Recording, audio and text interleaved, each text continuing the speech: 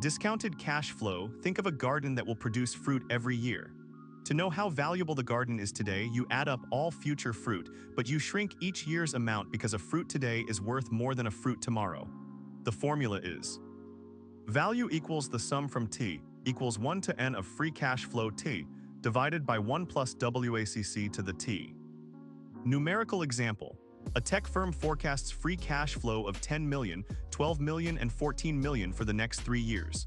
Assume a weighted average cost of capital of 10% and a terminal growth rate of 3% after year 3. Present value year 1 equals 10, divided by 1.10 equals 9.09 million. Present value year 2 equals 12 divided by 1.10 squared equals 9.92 million. Present value year 3 equals 14 divided by 1.10 cubed equals 10.53 million. Terminal value equals 14 times 1.03 divided by 0.10 minus 0.03 equals 206.57 million. Present value of terminal equals 206.57 divided by 1.10 cubed equals 155.31 million. Total enterprise value approximately 184.85 million. Comparable multiples. Imagine you are buying a used car. You look at the price of similar cars and adjust for mileage. In finance, you apply a multiple such as enterprise value over EBITDA derived from comparable public companies. Numerical example. The median enterprise value to EBITDA multiple for 5 peer SaaS firms is 12 times. The target company reports EBITDA of 8 million. IPO valuation equals 12 times 8 equals 96 million. Precedent transactions, similar to looking at recent sales of comparable houses in the same neighborhood. You collect transaction multiples such as price over revenue from recent acquisitions. Numerical example. 5 recent acquisitions of similar biotech firms yielded an average price to revenue multiple of 5 times. The target's trailing 12-month revenue is 18 million, so implied equity value approximately 5 times 18 equals 90 million. These 3 methods give a valuation range. Analysts often blend them: 50% discounted cash flow, 30% comparables, 20% precedents, to arrive at a final IPO price band. IPO process flow and timing. Phase 1 registration, SEC or local regulator. Key activities: prepare S1 United States or prospectus, disclose financials, risk factors. Typical duration 30 to 90 days. Exam checkpoint, verify completeness of MD and AN audited statements. Phase 2 underwriting. Key activities: lead underwriter, syndicate due diligence, roadshow, book building. Typical duration 2 to 4 weeks. Exam checkpoint, confirm underwriting agreement, underwriting spread, for example 7%. Phase 3 pricing. Key activities: set offering price based on investor demand, calculate implied valuation. Typical duration 1 to 2 days before pricing. Exam checkpoint, ensure price is within a 5% band of the target price range. Phase 4 allocation and closing. Key activities: shares allocated, proceeds transferred to the company, filing of final prospectus. Typical duration 1 to 2 days. Exam checkpoint, check that net proceeds equal gross proceeds minus underwriting fees minus filing costs. Phase 5 lockup period. Key activities: insiders agree not to sell for 90 to 180 days post-IPO. Typical duration 90 to 180 days. Exam checkpoint, confirm lockup expiry date for future dilution modeling. Analogy: think of an IPO like a marathon. Registration is the training paperwork. Underwriting is the warm-up with coaches, underwriters guiding you. Pricing is the start line where you decide how fast to go. Lockup is the rule that you cannot stop for a while after the race begins. For exams, memorize the sequence, the documents required at each step, and the typical timing windows. Ability to calculate net proceeds. Gross proceeds minus underwriting discount minus legal and filing fees. Understanding of the quiet period and its impact on analyst reports. Knowing the regulatory filing deadlines. For example, Form A to filing within 30 days of pricing. Ownership dilution and post-IPO shareholder impact. How many new shares are created? Suppose the company currently has 10 million shares owned by founders and early investors. To raise $50 million at $10 per share, the company issues 5 million new shares. Dilution percentage. Pre-IPO ownership equals 10 million divided by open parenthesis 10 million plus 5 million close parenthesis equals 66.7%. After IPO, founders own 10 million of 15 million total equals 66.7%. Wait, that's the same because we use the same number. Actually, the owners now hold 10 million of 15 million total equals 66.7%. They were 100% before, so dilution equals 33.3%. Formula: dilution equals open parenthesis pre-IPO shares close parenthesis divided by open parenthesis pre-IPO plus new shares close parenthesis. The drop from 100% to 66.7% is a 33.3% loss of ownership. Effect on earnings per share, EPS. Assume net income equals $30 million. Pre-IPO EPS, hypothetical, equals $30 million divided by 10 million equals $3.0 per share. Post-IPO EPS equals $30 million divided by 15 million equals $2.0 per share. Even though the company now has $50 million of cash, EPS falls because the profit is spread over more shares. This is called share-based dilution. Shareholder impact. Existing shareholders may see a lower voting power but benefit from increased liquidity and a higher market valuation of the company's equity. The capital raised can be used for growth, which may eventually lift EPS back up. Analogy: imagine a birthday cake that originally has 10 slices, each slice equals 10% ownership. You invite 5 new friends and cut the cake into 15 slices. Your slice size shrinks from 10% to 6.7%. You own less of the cake, but now there are more people to enjoy it, and you can add icing, cash to make the cake tastier, more value. A strategic sale deal structures. 1. Stock purchase versus asset purchase. Stock purchase: the buyer takes the seller's whole corporate shell, inheriting all assets, liabilities, contracts, and employees. It's like buying a whole house with the furniture and the mortgage. Asset purchase: the buyer cherry-picks specific assets, for example IP equipment, and leaves unwanted liabilities behind. It's like buying only the kitchen appliances from a house. 2. Earn-outs. An earn-out ties part of the purchase price to future performance. Example: 20 million upfront plus up to 10 million earn-out if revenue exceeds 100 million in year 2. Calculation: earn-out equals earn-out rate times actual revenue minus threshold.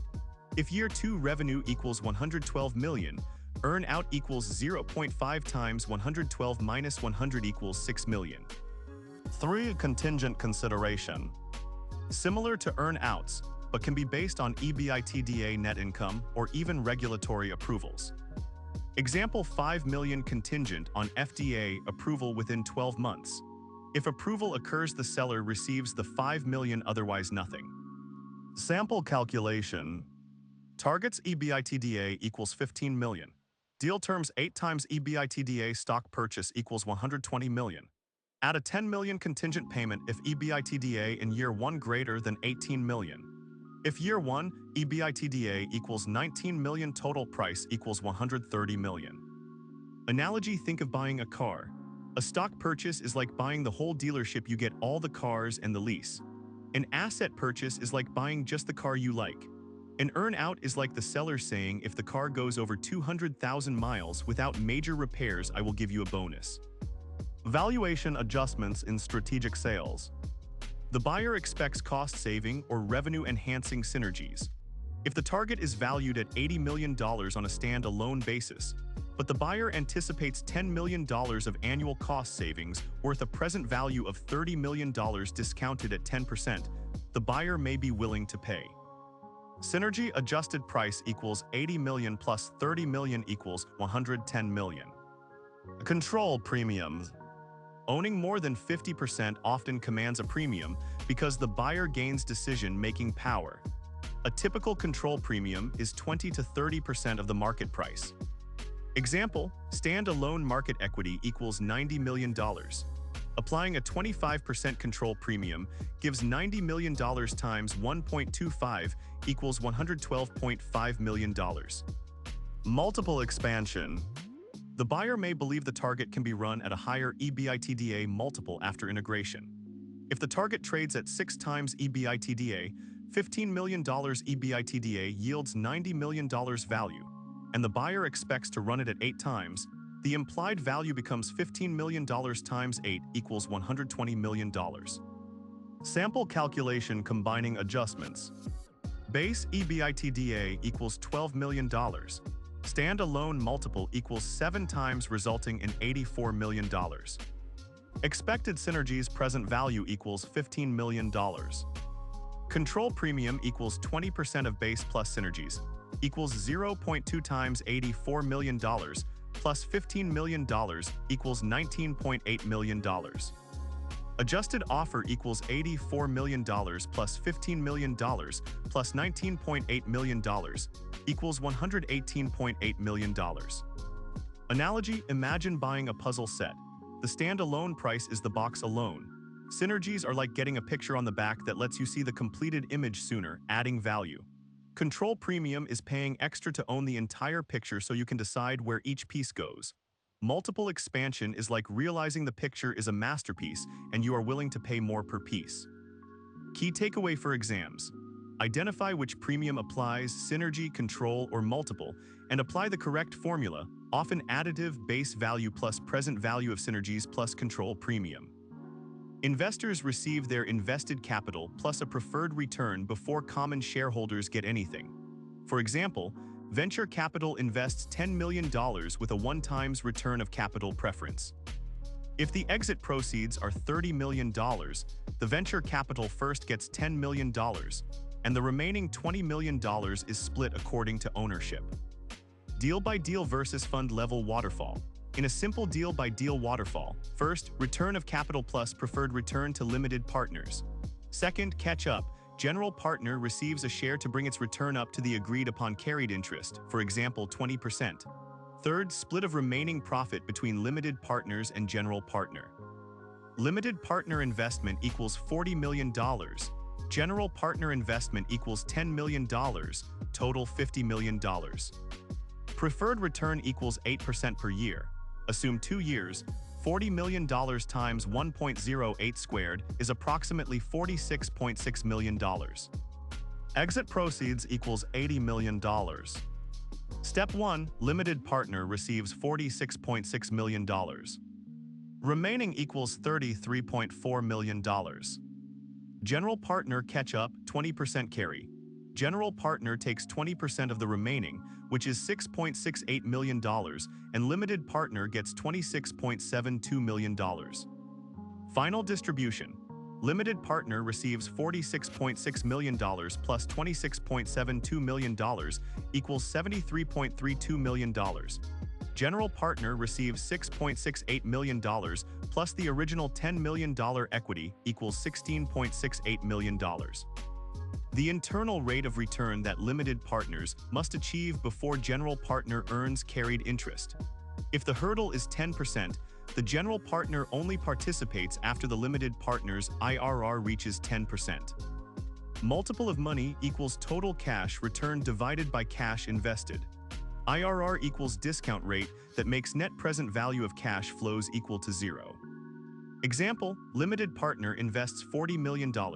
Receives $73.32 million after 3 years. Multiple of money equals 73.32 divided by 40 equals 1.83 times. IRR approximately 20%, solving 40 equals 73.32 divided by 1 plus IRR cubed gives IRR approximately 20%. Table of cash flows. Year 0 limited partner cash flow negative $40 million. Year 3 limited partner cash flow positive $73.32 million. Using Excel's IRR function gives approximately 20%. Exam tip: be able to write the waterfall steps, compute preferred return, catch-up, and carried interest, and convert cash flow series into IRR and multiple of money. Analogy: picture a pizza party. The investors' limited partners get the first slices until they have eaten a certain amount, their preference. Then the manager, general partner, gets a catch-up slice so that overall the manager ends up with a predetermined portion, the carry. The remaining pizza is split according to the agreed ratio. Assumptions: Year 0 company has $50 million of cash on the balance sheet. Projected free cash flow FCF for the next 5 years: $8 million, $10 million, $12 million, $14 million, $16 million. Terminal growth rate after year 5 equals 3%. Discount rate WACC equals 10%. IPO cost equals 5% of gross proceeds. Strategic sale offers a base enterprise value of $120 million plus $20 million synergy present value. 1 IPO scenario. Compute enterprise value using discounted cash flow. EV/DCF equals sum from T equals 1 to 5 of FCF sub T divided by open parenthesis 1.10 close parenthesis to the T plus open parenthesis FCF 5 times open parenthesis 1 plus G close parenthesis divided by open parenthesis WCC minus G close parenthesis times 1 divided by open parenthesis 1.10 close parenthesis to the 5. Plug numbers, calculations omitted for brevity. Arrow EV approximately $150 million. Assume 30% of equity is sold to the public. Proceeds equal 0.3 times $150 million equals $45 million. IPO underwriting fee equals 5% times $45 million equals $2.25 million. Net proceeds to company equal $45 million minus $2.25 million equals $42.75 million. Add existing cash $50 million. Cash after IPO equals $92.75 million. Model post-IPO cash flows, same free cash flow for 5 years, discount at 10%. Net present value of future cash equals $70 million. Net present value of IPO exit equals $92.75 million plus $70 million equals $162.75 million. Internal rate of return. Solve for R in negative $50 million plus sum from T equals 1 to 5 of FCFT over open parenthesis, 1 plus R close parenthesis to the T plus net proceeds over open parenthesis, 1 plus R close parenthesis to the 0 equals 0. Using Excel yields IRR approximately 18%. 2. Strategic sale scenario. Base enterprise value equals $120 million. Add synergy present value equals $20 million. Offer price equals $140 million. Subtract transaction fee 2% of price equals $2.8 million. Net proceeds equal $137.2 million. Add existing cash $50 million. Cash after sale equals $187.2 million. No further cash flows because the company is now owned by the buyer. Net present value of strategic sale equals $187.2 million. Single cash flow. Internal rate of return. Since it is a one-time cash inflow at year 0, IRR is undefined. We instead compare multiples. Money on money equals 187.2 divided by 50 equals 3.74 times. Comparison table. Metric versus IPO versus strategic sale. Net proceeds after fees, $42.75 million plus existing cash for IPO, $137.2 million plus existing cash for strategic sale. NPV 5-year horizon, $162.8 million for IPO, $187.2 million for strategic sale. IRR cash flow view, approximately 18% for IPO, dash for strategic sale single point. Money on money, 1.63 times for IPO, 3.74 times for strategic sale. Interpretation for exams. Show the steps. A. Discounted cash flow valuation. B. Apply ownership percentage and fees. C. Add cash. D. Discount future cash. E. Compute net present value and internal rate of return. For a strategic sale, focus on premium adjustments and one-time cash. The model demonstrates why a strategic buyer may pay a higher price, synergy premium, but the IPO may provide a higher internal rate of return if the firm continues to generate strong cash flows. Tip: build a simple Excel sheet with rows for years, columns for cash flow, discount factor, present value, and a separate cell for exit proceeds. Change the exit type IPO versus sale to see how net present value and internal rate of return shift. A company plans to issue 4 million shares at $12 each. Underwriting discount 6%, filing fees $0.3 million. What are the net proceeds? Gross equals 4 million times $12 equals $48 million. Underwriting equals 6% of $48 million equals $2.88 million. Net equals $48 million minus $2.88 million minus $0.3 million equals $44.82 million. Founders want to retain at least 55% ownership after the IPO. Existing shares 6 million. How many new shares can be issued, and what is the minimum price if they need $30 million of cash? Let N equal new shares. Ownership after equals 6 million divided by 6 million plus N greater than or equal to 55%. Solving gives N less than or equal to 6 million divided by 0.55 minus 6 million, which is approximately 4.91 million shares. To raise $30 million price must be at least $30 million divided by 4.91 million shares, which is about $6.11 per share. Investment $8 million with 1 times preference, 20% carry, 8% hurdle. 2 exits. A. IPO proceeds $25 million cash flow at year 3. B. Strategic sale $30 million cash flow at year 2. Task compute LP cash received, GP carry, and IRR for each. Year 3 cash equals $25 million. Preferred return to LP equals $8 million times 1 plus 8% cubed, which is approximately $10.1 million. Remaining cash equals $25 million minus $10.1 million equals $14.9 million. GP catch-up equals 20% of remaining, which is $2.98 million. LP receives $11.92 million. LP total equals $10.1 million plus $11.92 million equals $22.02 million. IRR for LP solves minus 8 million plus 22.02 million divided by open parenthesis 1 plus IRR close parenthesis cubed equals 0, giving IRR approximately 42%. Year 2 cash equals $30 million. Preferred return equals 8 million times 1 plus 8% squared, which is approximately $9.33 million. Remaining cash equals $30 million minus $9.33 million equals $20.67 million. GP catch-up equals 20% of remaining, which is $4.13 million. LP receives $16.54 million.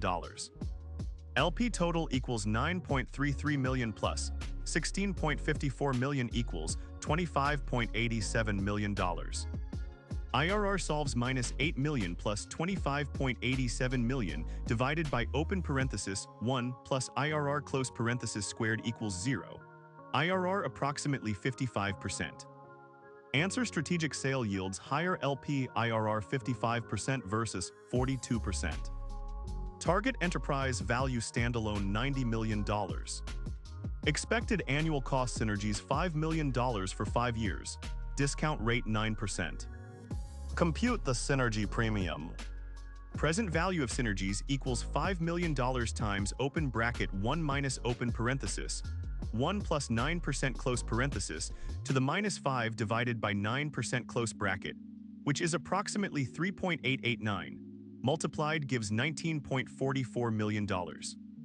Offer price equals $90 million plus $19.44 million equals $109.44 million. Deal includes $15 million upfront plus an earn out of $0.5 per $1 million of revenue, above $80 million in year 2. Year 2 revenue $92 million. How much does the seller receive? Excess revenue equals $92 million minus $80 million equals $12 million. Earn out equals $0.5 times 12 million equals $6 million. Total seller receives $15 million plus $6 million equals $21 million. These questions test the core mechanics: fee calculations, ownership dilution, valuation adjustments, and PE/VC waterfall math. Practicing them helps you apply formulas quickly under exam pressure.